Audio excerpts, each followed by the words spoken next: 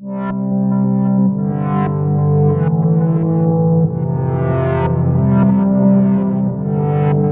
que utilizar o método? Por que utilizar o princípio dia e ano na interpretação das profecias nos protege de cair em especulações? Uma excelente pergunta. E quais os elementos apoiam a utilização desse método? Por favor, então, meus amigos, os comentários de vocês nesse momento.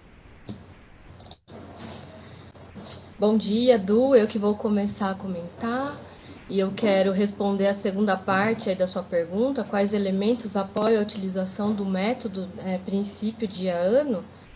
Antes eu quero mandar um beijo para todo mundo que está assistindo, viu? Que Deus abençoe vocês. Então, qual é o elemento que apoia a utilização desse método? O elemento é esse aqui. Vou mostrar para vocês. Vocês conseguem ver? É a própria Bíblia. A Bíblia, ela se explica, ela se revela e ela nos faz entender. E por que nós utilizamos aqui esse princípio dia-ano? E a gente vai entender através de dois trechos da Bíblia esse princípio. E olha só o que diz em Números, que foram os versos que a lição mesmo nos trouxe, né? Em Números 14, verso 34, vai dizer uma coisa que eu vou ler para vocês. Segundo o número dos dias em que espiaste a terra, 40 dias, cada dia representando um ano, levarei sobre vós as vossas iniquidades, 40 anos, e terei experiência do meu desagrado. Então veja só. Aqui em Números está dizendo de 40 dias que espiaram a terra. Deus, por conta da iniquidade do povo, e essa é uma palavra-chave para a gente entender esse princípio dia-ano. Então ele fala assim, olha, 40 anos vocês ficarão no deserto por conta da iniquidade de vocês. E agora a gente vai lá em Ezequiel 4, a partir do verso 5. Eu sei que a lição não mencionou esse verso, mas eu quero trazer ele aqui para a gente analisar. Veja só a semelhança que vai falar, a semelhança de Números.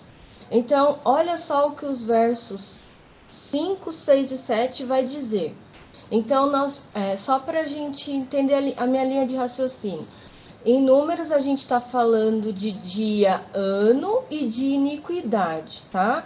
Então, a mesma coisa vai acontecer aqui em Ezequiel. Veja bem, olha, no verso 5 vai dizer: porque eu te dei os anos da sua iniquidade, segundo o número dos dias, 390 dias, e levará sobre ti a iniquidade da casa de Israel.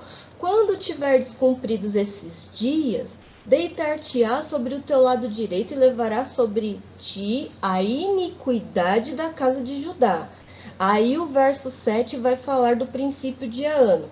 40 dias te dei, cada dia por um ano.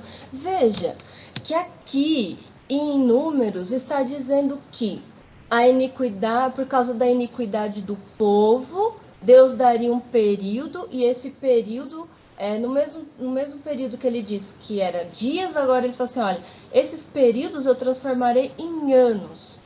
E agora nós vamos pensar, por que a Bíblia diz isso para nós? Por que em Números, em Ezequiel está falando de iniquidade? E por que transforma isso em dia, ano? Vocês percebem que nesses dois lugares fala da mesma coisa, de iniquidade e de expiação de pecados. Isso a gente se remete a quê? A uma tipologia específica. E qual é essa tipologia específica? Quando eu falo de expiação de pecados, quando eu falo de iniquidade, onde eu posso resolver isso? Qual é o lugar que o judeu, na cabeça do judeu, ele pode resolver a questão do pecado? Ele pode resolver a questão do pecado no santuário. Mais especificamente na sexta festa de Israel, que era o Yom Kippur. E o que é isso? Nada mais é do que o dia da expiação. O dia em que a iniquidade do povo era expiada, o dia que o pecado, que havia a expiação do pecado, e agora o povo, ou ele era, ou ali havia o perdão do pecado, ou a condenação por não arrependimento. Agora, se a gente for em Daniel capítulo 8, verso 14, nós vamos ver o seguinte. Antes do verso 14, o que diz no total de Daniel 8? Daniel 8 conta de um bode e um carneiro. Né? Diz que o bode vence a disputa, né, entre o carneiro e o bode ele vence. Dele sai um chifre pequeno que cresce, que vai para o sul, oriente, terra gloriosa. E faz nos versos seguintes, nos versos ali do capítulo 8, um estrago. Qual que é o estrago que esse chifre pequeno faz no capítulo 8? Veja bem, ele pisa e lança por terra as estrelas, ele se engrandece até o príncipe do exército, ele tira o diário ou sacrifício diário, ele deita por terra a verdade e o que ele faz prospera. E aí, Daniel, houve uma pergunta no verso 13, e a pergunta de um santo que diz assim: até quando vai durar essa transgressão, ou esse pecado, ou essa iniquidade? Veja que quando transfere-se dia para ano em números, está se referindo à iniquidade. Em Ezequiel, a mesma coisa. A iniquidade do povo era tão grande e Deus ele faz essa transferência de dia para ano. E a mesma coisa acontece aqui, que interessante, né? Que em Daniel 8 fala de iniquidade, fala de pecado. E olha para onde eles vão. Eles vão para o santuário. E aí a pergunta do capítulo do verso 13 diz assim: até quando vai durar essa transgressão? Até quando vai durar esse pecado, essa iniquidade? Aí vem o verso 14: até 2.300 tardes e manhãs, e o santuário seria purificado. Então, se nós observarmos, nós fizermos uma comparação de texto, nós vamos ver que esses três textos estão se referindo à mesma coisa, e dizendo que haveria uma cessação da transgressão, uma cessação do pecado, por conta da expiação desse pecado. E é por isso, por conta dessa evidência, que é uma evidência basilar para nós, nós podemos entender que as 2.300 tardes e manhãs se refere a anos proféticos, não dias literais, tá? Essa é a minha contribuição. Ok, Lu. Tá subindo o nível, né, Lu? Muito obrigado aí pelo comentário. Esse processo, né, essa chave, como a Lu colocou, um slide bem bonito aí, do princípio dia-ano, talvez para nós, na época que nós estamos vivendo, a gente fala isso, fica meio estranho para as pessoas. Só que, como nós estudamos escrituras, se nós avaliarmos o tempo que foi escrito, a literatura que foi usada, o povo hebreu, isso não era algo, uma novidade, era mais comum eles terem essa identificação do dia-ano. Eu queria citar aqui alguns textos, só para a gente ter uma ideia também. Aqui no Êxodo, no capítulo 13, no versículo 10, no Êxodo 13 está falando da santificação dos primogênitos. Olha que interessante, no verso 10 diz assim, ó: portanto, tu guardarás este estatuto, ou seja, a respeito disso, a seu tempo, de ano em ano. Isso não queria dizer que o povo deveria guardar o estatuto uma vez por ano, e sim de ano em ano, 360 dias. Então, são todos os dias do ano. Outra referência também importante que a gente pode estar citando é aqui no livro de Levítico. Levítico 25, ele trata a respeito disso. Quando do capítulo 1 até o 7, ele fala do ano sabático. Ou seja, por 6 anos, eles iam produzir na terra, só que no 7º ano ia haver um descanso. Faz uma referência a Gênesis na semana da criação. Então, uma semana normal e uma semana de anos. E ele conclui também essa questão no ano do jubileu.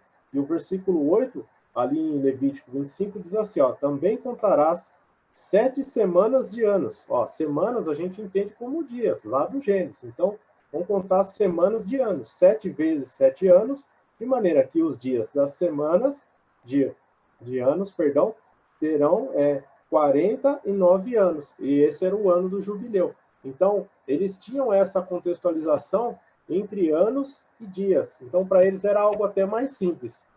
Eu queria citar um trecho também de um estudioso, escreveu aqui Os Segredos de Daniel, Jacques Lucan, na página 149 do seu livro, ele falando a respeito das 70 semanas de Daniel, ele diz assim, ó, tanto a tradição judaica quanto a cristã têm entendido as semanas de Daniel como semanas de anos. 70 semanas é o princípio da profecia que a Lu citou, das 2.300 tardes e manhãs.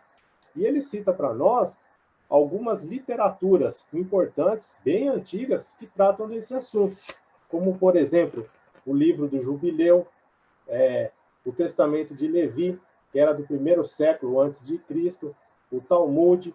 Então, são literaturas importantes que citam também a referência do princípio de ano. E ele apresenta também alguns exegeses, pessoas que fazem essa tradução, explanação desse contexto, pessoas importantes dos primeiros séculos, como Saada Ganon, Rashi, Ibn Enra.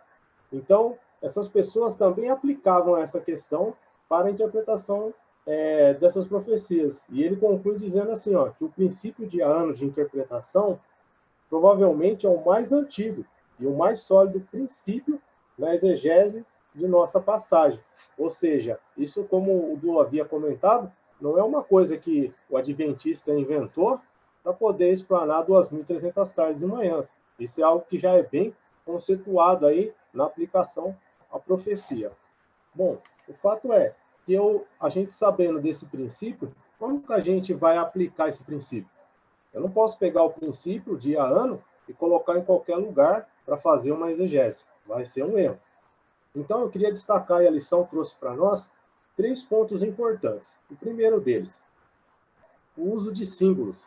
Por exemplo, quando eu vou ali para Daniel 7:8, até uma passagem que a Lu está citando, aparecem ali alguns animais que não são animais literais, né? São símbolos representando poderes, autoridades. Enfim, quando eu pego o trecho, por exemplo, que a Lu citou, eu não posso pegar esse trecho e colocar ele como algo literal, porque não vai dar certo, eu não vou conseguir encaixar o texto.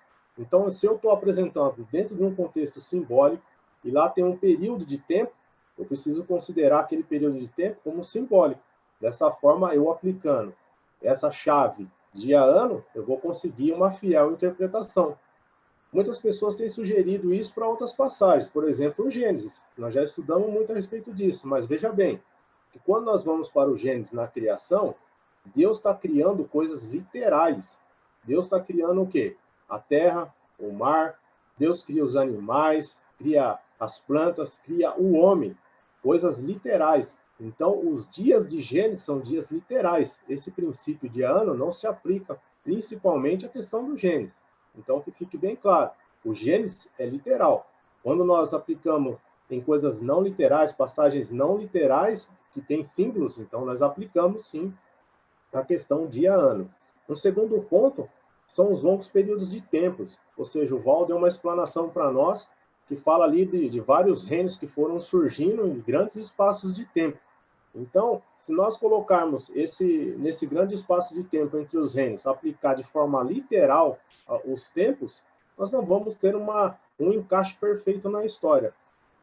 Um exemplo disso, nós vemos em Daniel 7:8, que quando Daniel ele tem a sua visão no capítulo 7, ele vai falar que no reinado de Babilônia, ele começa a visão com o reinado de Babilônia. Já no capítulo 8, ele começa a transferir ali a mensagem que ele tinha recebido a partir do governo da Medo-Pérsia. E um terceiro ponto muito importante são as expressões peculiares ou diferentes, ou seja, quando Deus vai relatar dessa forma, ele não coloca dias, meses, nada disso.